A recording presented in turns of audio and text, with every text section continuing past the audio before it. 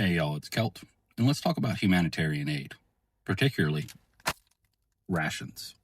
At this point in life with the internet and social media, you don't have to have been in the internet to know the concept of MREs, meals ready to eat. It is considered a soldier's rations. They usually come in a brown bag. You cut them open and there's boxes of different food. That is, some stuff is freeze-dried, but it's highly preserved so that it lasts a long time in tough and extreme conditions.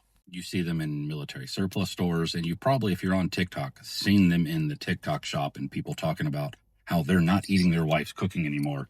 They're eating MREs. Ignoring the misogyny and the boomer humor of I hate my wife as an attempt to sell something.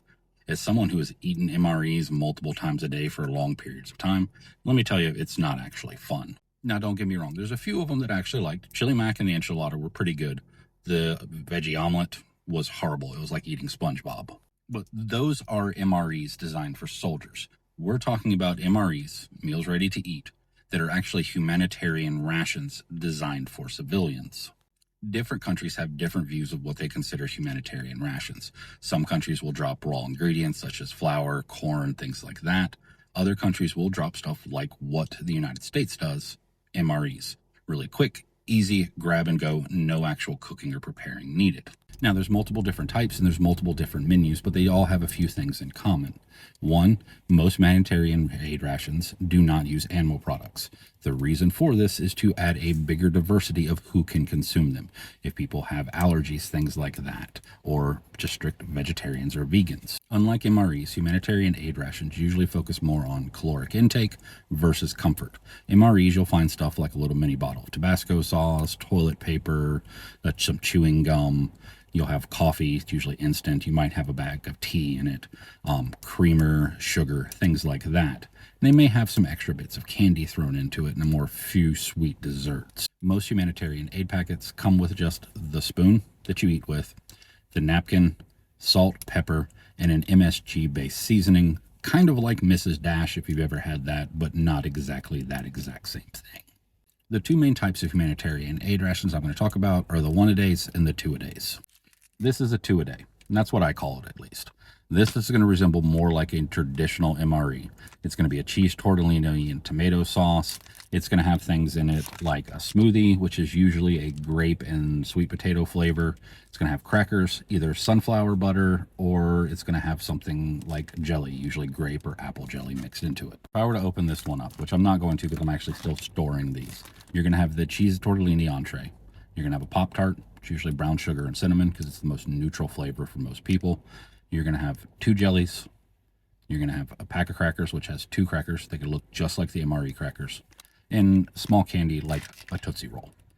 On average, these are around 900 to 970 calories each. If you're not doing a lot, you would eat 2 of these a day. It would give you around 1,800 calories, which is enough to survive on for the majority of people. Now, if you're doing something strenuous, fighting in a war, or living in a war, 3 of these would be ideal because you were doing a lot of manual activity and burning more calories than 1,800 in a day. These are not the full humanitarian aid rations. These are a backup. They're the offsprings of traditional MREs. This is the humanitarian aid ration, literally labeled humanitarian daily ration. It's reversed because I'm shooting selfie style. In this, you're going to have 2 entrees. This one is a bean-based entree. Again, no animal products. It's going to have beans and potatoes and a bean salad. The beans and potatoes aren't bad. The bean salad, not a big fan of it. This one comes with an oatmeal cookie, and it comes with other things like the crackers. It also comes with one of those smoothies, usually, again, grape and sweet potato. I don't know why they picked those flavors, but they actually do go together. And it's going to have something else in there, like crackers and jelly or the sunflower butter. This bag is 2,000 to 2,200 calories, depending on which menu items you get in it. This is supposed to be 1 bag per person per day. And it's this big. It's the size of my head. Easily transportable. It's the size of a traditional MRE that soldiers carry. The idea with this one is you break it down into 3 meals. Usually 2 main meals, the 2 entrees, and then you use the other stuff, the snack, to supplement you to graze throughout the day. You can survive off them. It is not fun. It's not the most enjoyable thing whatsoever, but you will live. You may lose weight because, again, you're doing activities outside of that, like surviving a war or whatever is going on in that humanitarian crisis. Okay, I forgot that I did have one open. I don't have everything from it, but I do have some of the stuff. Like, that's the sunflower butter, grape jellies, different types of crackers that it gives. These are all the same, just packaged by different companies. This is the sweet potato and grape smoothie. And some of them, the small ones, come with a heater. This big one right here does not come with a heater. The little two-a-days, they come with a heater.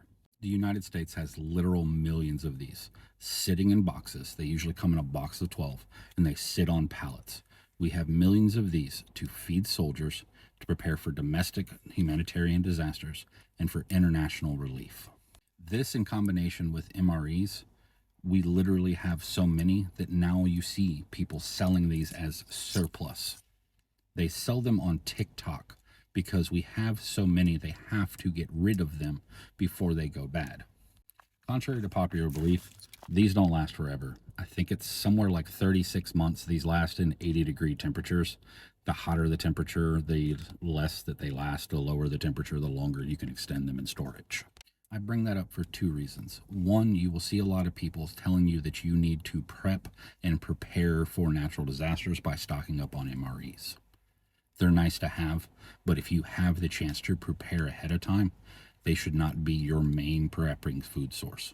I'll do another video later on actually how to do food storage for, disasters such as hurricane, economic collapse, or civil war.